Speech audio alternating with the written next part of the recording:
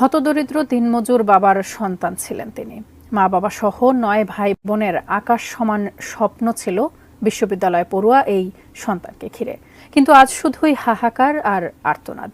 এই চিত্র কোটা সংস্কার আন্দোলনের সংঘর্ষে বেগম রোকেয়া বিশ্ববিদ্যালয়ের নিহত শিক্ষার্থী আবু সাইদের পরিবারে।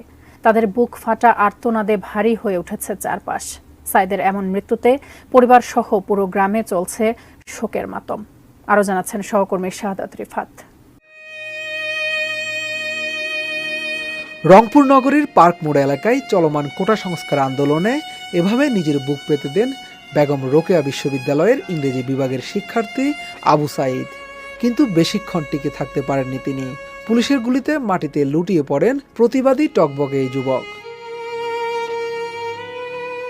পরে আবু সাইদকে উদ্ধার করে রংপুর মেডিকেল কলেজ হাসপাতালে নেওয়া হলে সেখানকার কর্তব্যরত চিকিৎসক তাকে মৃত